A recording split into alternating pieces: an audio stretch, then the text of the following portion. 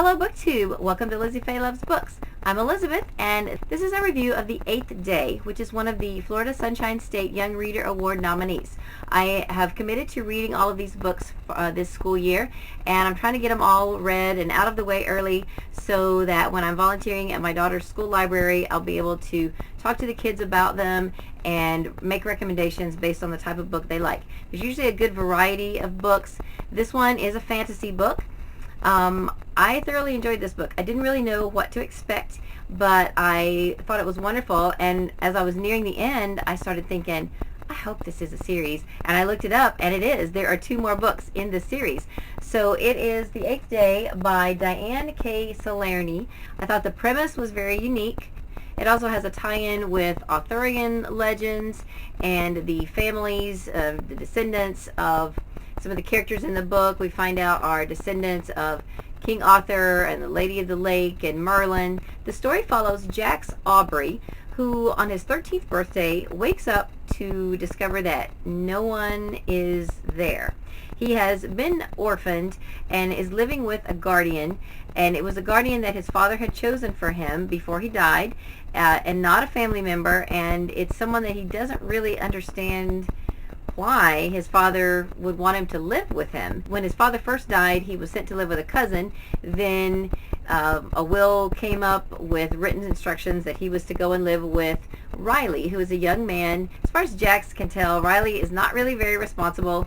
He doesn't keep a lot of food in the house, and he just can't understand why he's got to stay with him, why he can't go live with his cousin. So on his 13th birthday, he wakes up and there's no one there. And he thinks it's a zombie apocalypse or the end of the world or something, and he gets through the day, breaks into a Walmart and gets some supplies, and then he wakes up the next day and everything's back to normal. He doesn't really know what happened. So a week later, same thing happens again, only this time Riley is there. So Jax finds out quickly that what he has experienced is an 8th day, and his guardian Riley can also experience the 8th day, and that's why his father had sent him to live with him, because his father was pretty sure that when he turned 13 he was also going to go through this change of life where he would experience an 8th day. And we find out that there are some characters in the story who only live in the 8th day. So they disappear during the other 7, and they can be seen and talked to during the 8th day.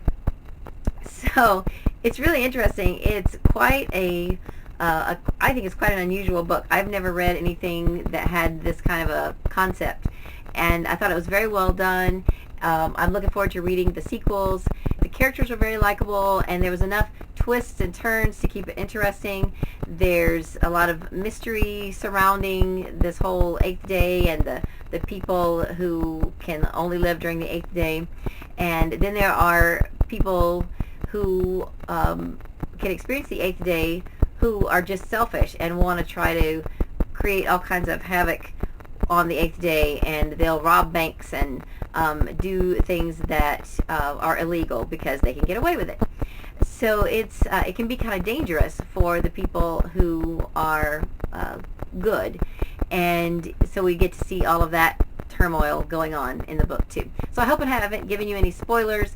It's a very good book, and I think that it's definitely worth reading whether you're a middle schooler or an adult. It's a great book, and I recommend it. I don't remember how many stars I gave it, but I will link the Goodreads page down below and my Goodreads page as well, and you can see my review of it there. And I hope you're having a great day. Read a good book, and God bless you.